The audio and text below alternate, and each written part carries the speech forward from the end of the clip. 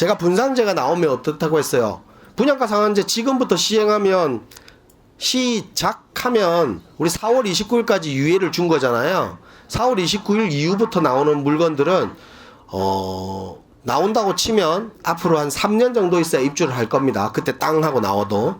그럼 10년 전매 제한이 걸려요. 13년 뒤에 나오는 아파트예요. 내가 살 아파트 아닙니다. 신경 쓰지 마세요. 제가 제일 동의하지 않는 단어가 있댔죠. 똘똘한 한 채.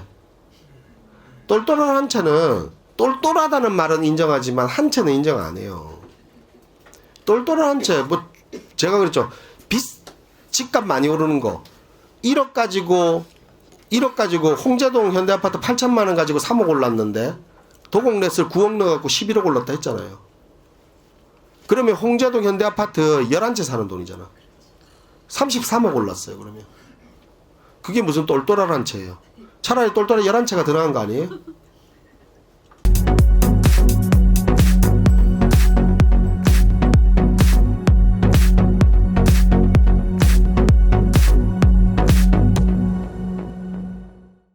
자, 이번에 유일하게 이제 대책 나온 것 중에 빠져나올 수 있는 거 있죠? 한시적으로 양도소득세 중과 배제 및 장기별 특별공제 적용해줘요. 언제까지? 내년 6월달까지. 양도하는 주택에 대해서. 내년 6월달까지 양도하는 주택이라는 것은 내년 6월달까지 잔금을 해야 되는 거예요. 잔금 기준입니다. 내년 6월달까지 잔금을 해야 되는데 단 다주택자가 10년 이상 보유해야 돼요. 10년 이상. 그러면 10년 안 된 주택들, 그러니까 10년 미만 주택이 있는 아파트들은 못 판다는 뜻이죠. 아예 나올 수 없는 거죠. 그 동네의 부동산은 떨어질 거라고 기대하는 그 자체가 잘못된 거예요. 그 지역은 아예 안 나오고 10년 이상 보유한 주택 중에 내가 일시적 2주택 기간이 지나서 그냥 보유하고 있는 사람들의 물건들을 한시적으로 턴을 수 있는 기회를 주는 겁니다. 그게 뭐 시장에 그렇게 영향을 미치지는 않을 겁니다. 여기서 10년 이상 보유라는 말을 따졌으면 얼마나 좋았을까요? 그러면 아마 시장의 매물들이 여기 오신 분들 중에도 투자를 하고 있는 사람들이 있으면 이게 10년 이상 보유란 말이 없으면 지금 내놓을 거 아니에요. 내놓으실 거 아니에요. 근데 뭐 내놓을 수도 없죠. 어떻게 내놔요? 임대사업 등록 안 하셨어요 다들? 가태료가 있는데 임대사업 등록 다 하셨잖아요. 가태료가 있잖아. 거기다가 임대사업을 해지하면 가태료만 내주는 줄 아시는데요. 내가 받은 세제 혜택도 다시 다 토해내셔야 돼요. 주택이 두 개면은요. 네. 두 개 다 중과 배제, 두 개 다 혜택을 받는 건가요? 두 개 다 팔았을 경우. 중과 배제는 받는데 양도세는 합산입니다. 한 해니까. 두 채면 우리가 이거 아셔야 돼요. 둘 다 중과 배제는 받아요. 10% 뭐 20% 다 빠지겠죠. 장특공도 받죠. 근데 한 해에 두 채 팔은 거잖아요. 한 해 두 채는 합산입니다. 양도 차익을. 내가 만약에 1억짜리 하나 팔았고 2억짜리 하나 팔았으면 양도 차익은 3억인 거예요. 3억. 그럼 3억에 대한 세율을 내셔야 돼요. 그리고 민간대지 분양가 상한제 적용은 뭐 동은 안 불러주셔도 알죠? 집값 상승 선도지역이라고 해서 구별로 지정이 되어 있습니다. 강남부터 서대문까지.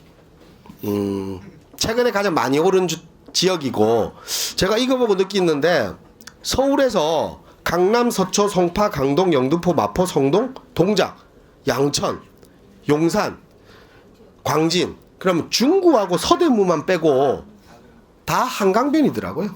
결국은 서울의 한강변 아파트가 가장 많이 규제를 받는 겁니다. 이 지역들을 규제 받으니까 큰 의미는 없습니다. 서울에 규제 안 받을 지역이 있을 거라고 생각하십니까 나중에? 분상제는 서울의 어떤 지역도 다 적용받을 거예요. 이것도 안 하면 1차 했을 때 목동 뭐 그리고 흑석 과천 엄청 뛰었죠. 또 이거 빠져있는 지역 또 얘기할 겁니다. 풍선효과. 그럼 또 지정할 거예요. 추가 지정 또 한다고 했으니까요. 분상제는 큰 의미는 없어요. 제가 분상제가 나오면 어떻다고 했어요? 분양가 상한제 지금부터 시행하면 시작하면 우리 4월 29일까지 유예를 준 거잖아요. 4월 29일 이후부터 나오는 물건들은 나온다고 치면 앞으로 한 3년 정도 있어야 입주를 할 겁니다. 그때 땅 하고 나와도. 그럼 10년 전매 제한이 걸려요. 13년 뒤에 나오는 아파트예요. 내가 살 아파트 아닙니다. 신경 쓰지 마세요. 이 내용은 부동산 종합대책 9.13 대책이었습니다. 종부세 인상 내용 똑같아요. 대출 규제 똑같습니다. 장기보유 특별공제 요건 강화 똑같아요. 일시적 주택 허용 기간을 3년에서 2년으로 똑같습니다. 내용 다른 게 있어요 지금? 9.13 대책에서 3년에서 2년, 지금 2년에서 1년으로 장기보유 특별공제 요건 강화, 실거주 요건을 넣었어요. 근데 이제 바뀐 거는 거주 10년으로 드러나는 거. 대출 규제, 그전에도 실거주 지금 우리 대출 규제라고 하죠. 강남에 9억 이상 주택 대출 못 받죠. 중도금 대출 안 나와요. 현금 있어야 살 수 있습니다. 대출 규제 그대로예요. 15억 이상 주담대 금지 별 의미가 없어요. 9.13에 나온 내용 그대로입니다. 종부세 인상, 종부세 똑같죠. 세부담 상향을 150에서 300%로 가겠다 했는데 순차적으로 가겠다고 했어요. 그걸 한꺼번에 올린 것 뿐입니다. 300으로. 원래 순차적으로 간다 했으니까 150, 200, 250, 300으로 가야 되는데 그걸 200에서 바로 300으로 넘어간 것 뿐이에요. 공정시장가액 비율 상향 80에서 연 5%에서 100까지 가겠다. 원래 했던 내용입니다. 9.13의 확장판이라고 얘기하는 이유가 다 이거예요. 똑같은 내용입니다. 다를 거 전혀 없어요. 그리고 임대사업자 혜택 축소. 뭐 이거는 지금 내용이 없었지만 주택임대차 대출 규제. 임대사업자도 대출 받는 거 적용하는 겁니다. 이번에 임대사업자 대출 규제 또 적용을 했죠. 1.25배에서 1.5배로. 1.5배와 1.25배 뭐 무슨 말인지 잘 모르시죠 이거? 임대소득세 1.25배에서 1.5배로 상향 조정했어요. 그 뜻은 뭐냐면 내가 임대 이자 내는 비용이 임대금액의 1.25배가 돼야 된다는 겁니다. 그럼 내가 이자 비용이나 내가 대출금 받는 금액의 1.25배니까 임대 수입이 1200, 1000만 원이라 치면, 이게 1000만 원이라 치면 1250만 원이 월세를 받아야 되는 거예요. 근데 이제 1.5배가 되면요, 내가 비용이나 이게 만약에 예를 들어 1000만 원이잖아요. 그러면 임대 소득 금액, 그러니까 월세를 1500 받아야 된다는 뜻이에요. 그래야지 대출해 주겠다는 겁니다. 그러니까 월세를 더 많이 받는 집을 해주겠다는 거니까 더 규제를 강화한 거죠. 주택임대사업자 대출 규제 강화, 분양 규제 강화. 아까 분양권의 양도세를 이제 다주택의 중과에 포함시키겠다. 별별 차이 없죠. 공공택지 공급 30만 원 공급하겠다. 지금은 이제 조속기 공급하겠다 말만 바뀌었어요. 결국은 뭐냐면 지금 나와 있는 9.13 대책과 11.6 대책은 똑같은 내용의 확장판입니다. 그러면 우리 9.13 대책이 나오고 나서 두 달 동안 대책 나오자마자 두 달 동안 서울의 아파트 매매 가격 변동률이에요. 그때도 9억 원 이상 대출 규제 여러 가지 요건들이 나왔죠. 결국 뭐예요? 노원, 구로, 관악, 성북, 양천 싹 다 상승입니다. 9.13 대책 이후 두 달 서울의 아파트 매매 상위 프로예요. 하위 영등포, 광진, 중랑, 용산, 강동 적용 대상 지역들, 비적용 대상 지역들. 지금 그러면 나오는 혜택들 똑같은 거예요. 결국은 지금 가장 많이 나온 거예요. 대책에서 자주 나오는 얘기는 결국 9억 초과 1주택자 이 두 가지 단어가 제일 많이 나왔어요. 이 두 가지 단어가 계속해서 들어가는 거고 결국 똘똘한 한 채를 공략한 실수요 지역의 거래에서는 조정을 받겠다. 9억 이하의 주택은 계속해서 매물 부족 현상은 생긴다는 거예요. 그리고 현재 부동산 흐름에는 당장 수요 억제를 정책뿐입니다. 갈아타기 수요나 더 이상 지체하면 늦다라고 느낀 실수요자들이 이 대책에 적용을 받는 거예요. 그렇다고 하면 지금 우리가 적용받는 지역들 9억 초과 1주택자 수요층들 이 지역들이면 결국은 9억 이하의 주택들이 몰려있는 것들이 예전에 그런 말 있죠. 우리 강남에 지금은 9억이 기준가액이죠. 강남에 6억이 기준가액이 있을 때 있었어요. 2000년도 중반 때 6억이 모든 기준의 기준가가 되니까 모든 부동산이 6억이 돼버린 거예요. 밑에 있던 부동산도 다 6억으로 올라가고 6억에 있던 거는 제자리 멈춰있고 밑에 있는 부동산이 다 6억으로 올라간 겁니다. 그러면 지금은 기준가액이 9억이에요. 그럼 9억에 있는 부동산은 그대로 있을 거고 9억 이하의 주택이 모든 주택이 9억으로 따라간다는 현상하고 똑같은 내용이에요. 이게 2006년도, 2008년도에 있었던 얘기입니다. 부동산은 지금도 보지만 부동산은 사이클이죠. 우리 분양가 상한제가 처음 발표됐을 때 분양가 상한제 발표되자마자 제일 많이 오른 아파트가 어딘지 아세요? 개포 주공 아파트예요. 분양가 상한제가 적용되면 강남에 더 이상 새 아파트가 못 나오니까 개포 주공 아파트가 제일 새 거니까 올랐어요. 우리 2006년도에 분양가 상한제 나왔을 때 제일 많이 오른 아파트가 어딘지 아세요? 청담동의 힐스테이트 아파트예요.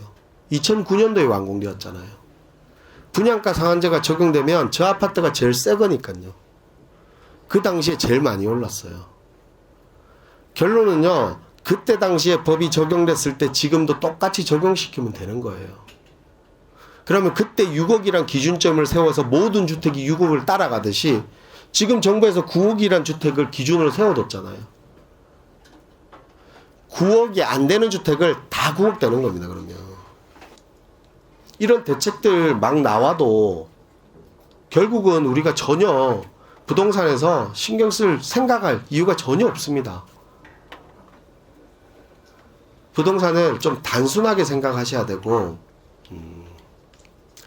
투자라는 것은, 저는 그렇게 생각해요. 투자는 제가 제일 동의하지 않는 단어가 있댔죠. 똘똘한 한 채. 똘똘한 한 채는, 똘똘하다는 말은 인정하지만 한 채는 인정 안 해요. 똘똘한 한 채, 제가 그랬죠. 집값 많이 오르는 거.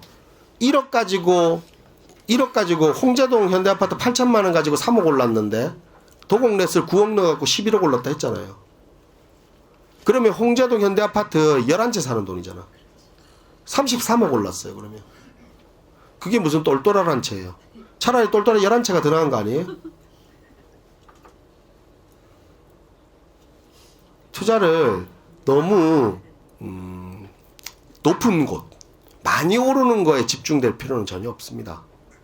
내가 수익률, 레버리지를 계산해야 되고 좀 여러 가지들 계산할 것들이 많습니다. 지금은 좀 레버리지를 활용하는 투자법이 아마 좋은 투자 시장이 될 거예요. 고가 아파트들은 이런 규제책들의 당분간 관망세가 이어질 거고 지금 9억 원 이하 주택들 시장들이 빠르게 좀 힘을 받고 올라갈 거고 특히 신규 아파트가 몰려있는 지역 중에 고가 아파트들이 있는 거 대출 규제를 적용받는 마포라든지 아니면 이문이라든지 신길이라든지 이런 지역의 신규 아파트들이 이제 대출 규제를 적용받습니다. 그런 쪽에 실수요자들이 가장 많이 몰리는 아파트들이에요. 그러면 그 주변 지역에 기존 아파트들의 가격 상승 여력이 좋을 가능성이 아주 높아요. 특히 앞으로 시간이 지나면 더더욱 그 현상들은 심해질 거고 그리고 최근에는 전세가 상승이 가장 유난히 빠른 지역들이 앞으로 시장 변화가 일어났을 때 가장 먼저 오를 시장이니까 목동 지역이라든지 이런 지역들도 눈여겨봐야 되는 시장이고 지금 규제책하고는 전혀 상관이 없는 지역들입니다. 그래서 너무 이 규제에 좀 흔들리지 마시고 부동산을 좀 객관적인 시각으로 보셨으면 좋겠어요. 왜 이 규제가 나왔는지를 먼저 이해를 하면 우리는 어떻게 응대해야 될지 대응해야 될지를 알 수 있을 겁니다.